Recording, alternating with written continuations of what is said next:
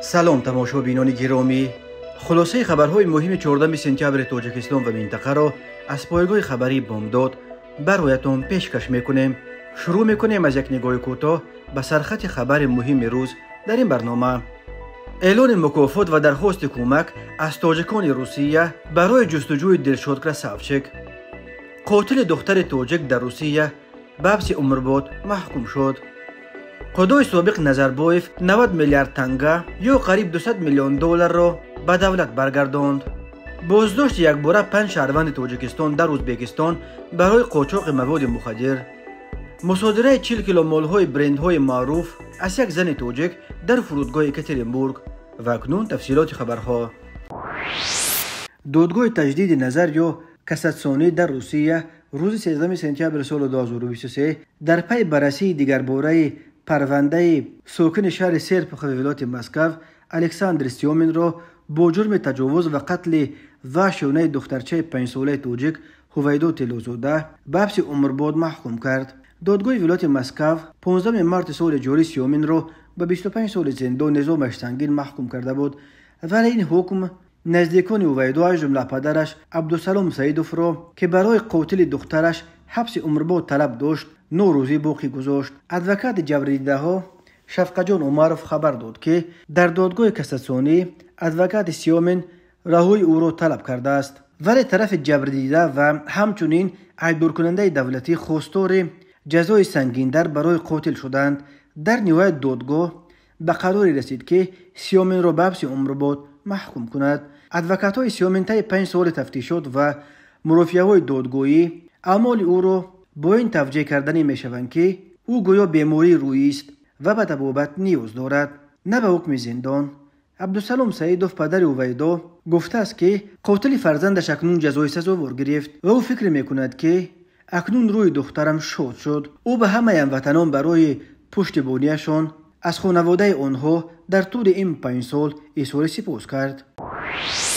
نماینده داستانی کل تاجیکستان در ملاقات با نمایندگان جمعیت‌های تاجیکان بیش از 50 منطقه روسیه در شهر مسکو گفت سید مراد دلشادوف ملقب به دلشاد ازبه و دلشادکر ساوچک متهم اساسی در پرونده رب بودن و قتل معاون یکم رهبر اوریون بانک شورت اسمتولویف در قلمرو روسیه پنهان شده است.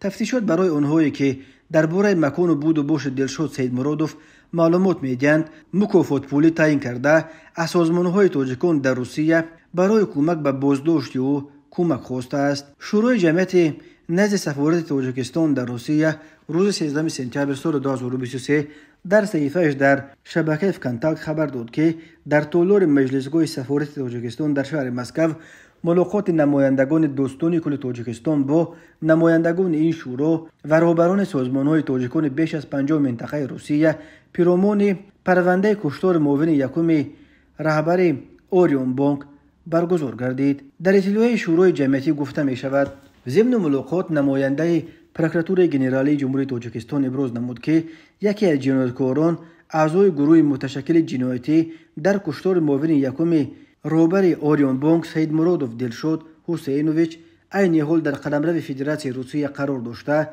برای دستگیر و به مقامات دخلدار دولتی تسلیم نمودن جنایتکار رهبران تشکیلات‌های جمعیتی تاجیکان را به همکاری دعوت نمود. رهبران تشکیلات‌های جمعیتی تاجیکان به طور حضوری و آنلاین با رسم‌های جنایتکاران آشکار گردیده همکاری خود را با مقامات حفظ حقوق جمهوری تاجیکستان مخصوصاً پروکراتور ژنرالی جمهوری تاجیکستان برای خبر دادن اوید به موقع جای گیرشوی و جمع‌آوری دیگر معلومات نسبت به جنایتکار مخصوصاً خفناک ابراز آمادگی خود را داشتند. نماینده پروکراتور ژنرالی تاکید نمود که هر نفری که به ما وابسته به بود و باش جنایتکار اطلاع می‌دهد با مکافات پولی قدردانی کرده می شود. حجم مکافات پولی گفته نشده است، ولی از آنهایی که درباره مکان بود و باش دلشاد سید مرادوف معلوماتی دارند خواسته شده است که با این رقم تلفن تماس بگیرند 7 925 908 6339. بنا به فرضیه تفتیشات 5 نفر از آدمربایان دلشاد سید مرادوف، اکبر احمدوف، رستم اشوروف، شورو خوجای و بختاور سفروف بعد چند روز تعقیب معاون اول رئیس اوریون بانک شام 23 ایون سال 2023 شورت اسمت اللهیف را از نزد منزلش در مرکز شهر دوشنبه به ماشین بار کرده به یک منزل از قبل اجاره گرفته شده در دهه شاداب جماعت چهارباغ نویه ورزاب بردند. اسمت اللهیف ساعت 3 صبح 24 ایون بعد 7 ساعت شکنجهش دیگر به این همه عذاب و عقوبت تاب نآورده جان داده است. آدمربایان جسد او را همراه ماشین به دریای زرافشان پرتافته فرار کردند.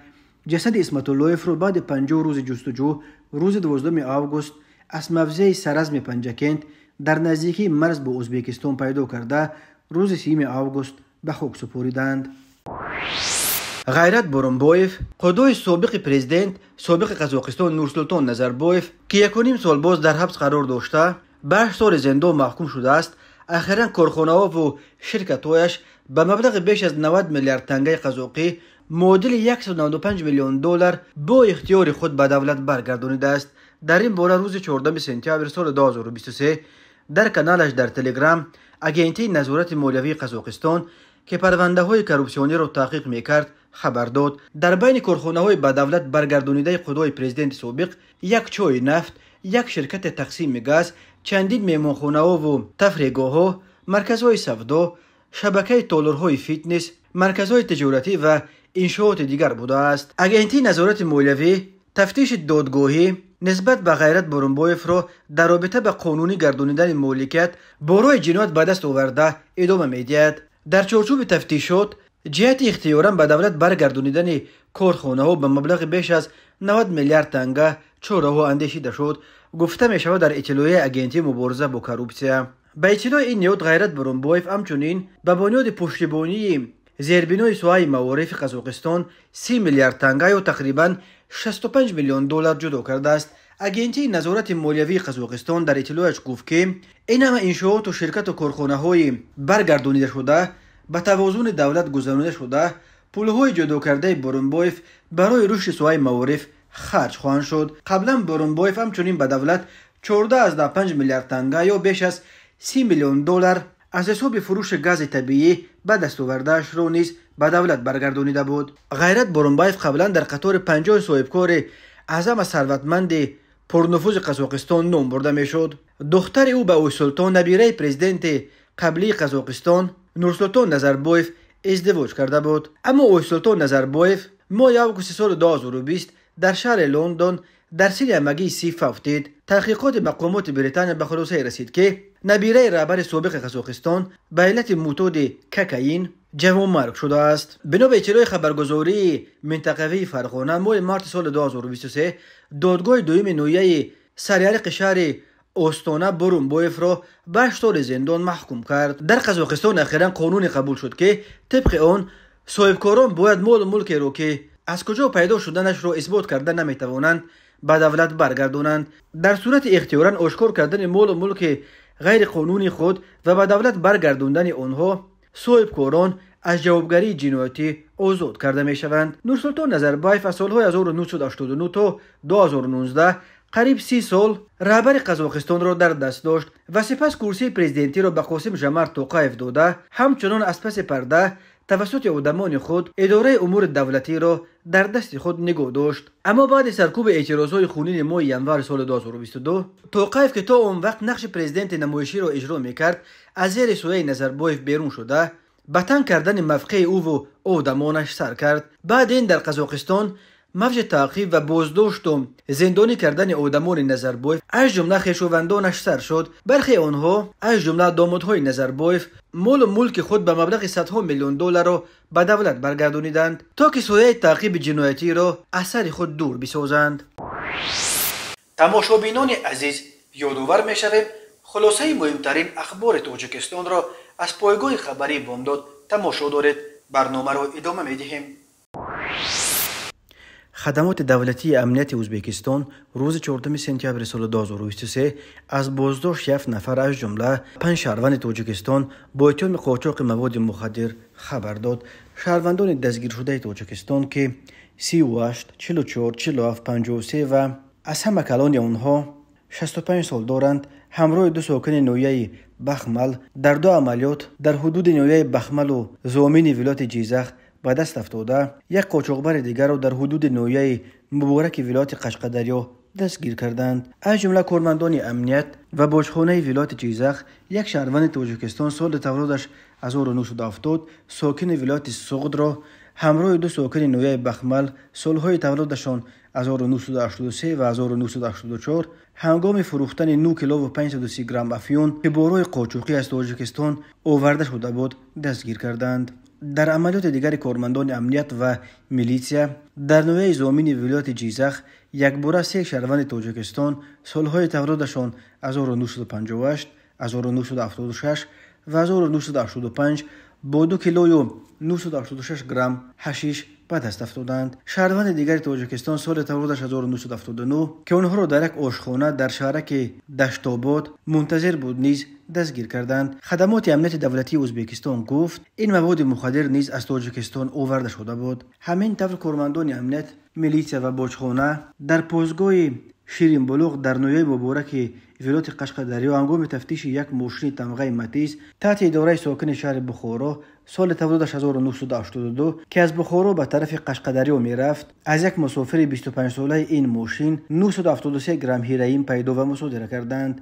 همچنین معاین کرده شد باز 1 کیلو 968 گرم هیروئین دیگر در یک مخفیگاه در حدود ناحیه کوگان ولایت بخارا پنهان کرده شده است که آن هم دریافت و مصادره کرده شد. خدمات امنیتی دولتی ازبکستان گفت در رابطه با این موردها بر اساس ماده 246 و 273 کودکس جنایتی ازبکستان پرونده های جنایتی گشوده شده دستگیر شدگان بحث پیشکی گرفته شدند و تفتیشات ادامه دارد. این نخستین کوشش های آشکار شده قاچاق مواد مخدر از تاجیکستان به ازبکستان نیست.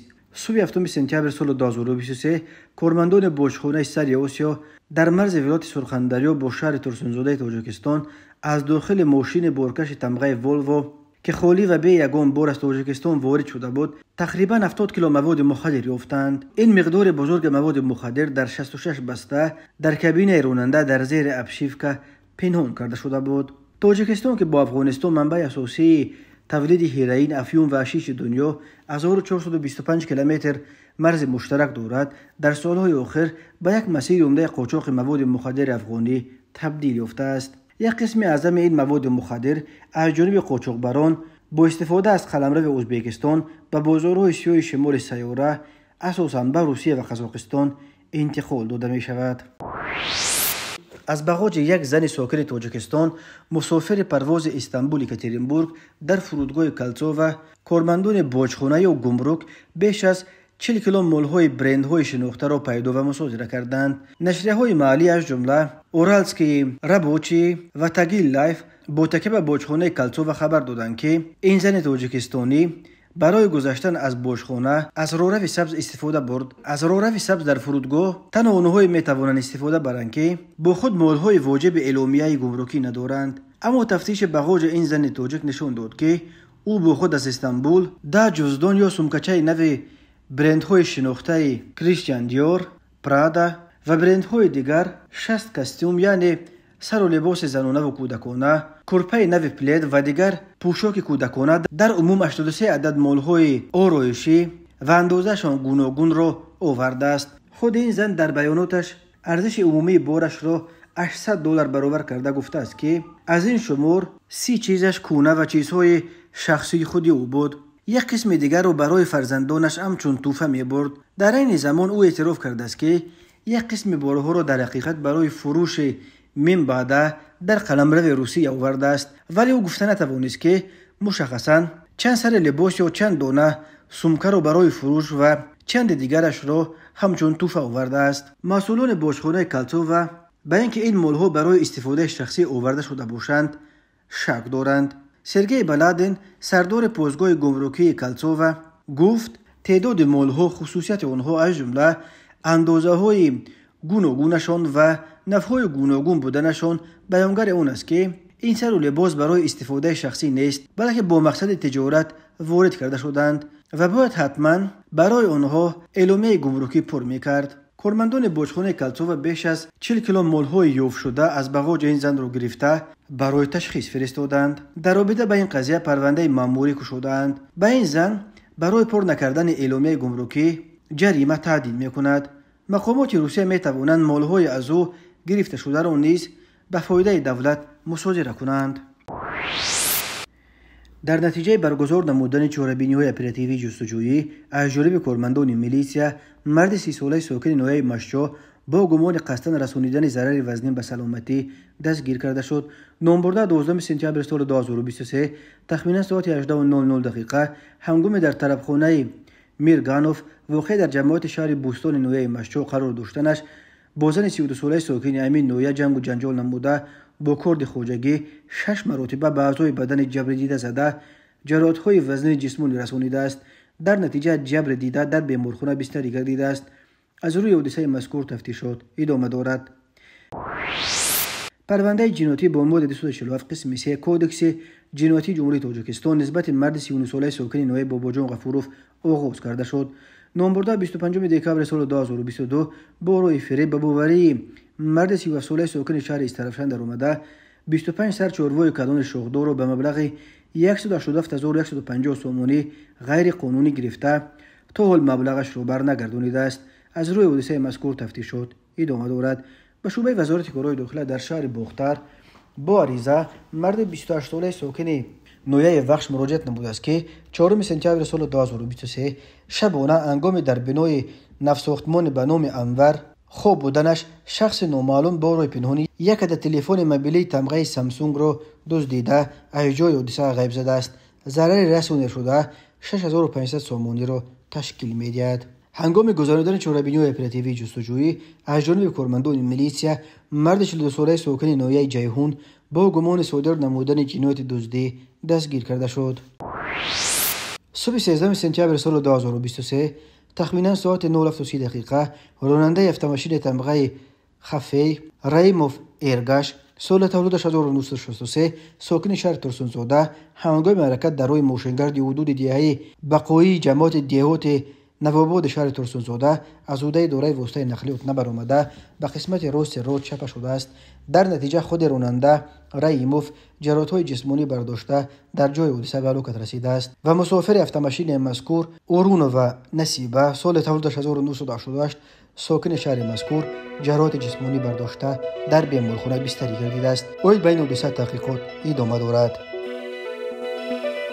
تماشابینان عزیز و گرامی، این بود مرور به خلاصه چند خبر مهم امروز تاجیکستان. خبر و گزارش‌های بیشتر از تاجیکستان و درباره تاجیکستان و اطراف آن را در سامانه پایگاه خبری بامداد در این نشانه پیگیری نمایید: www.bomdad.com. خوش باشید.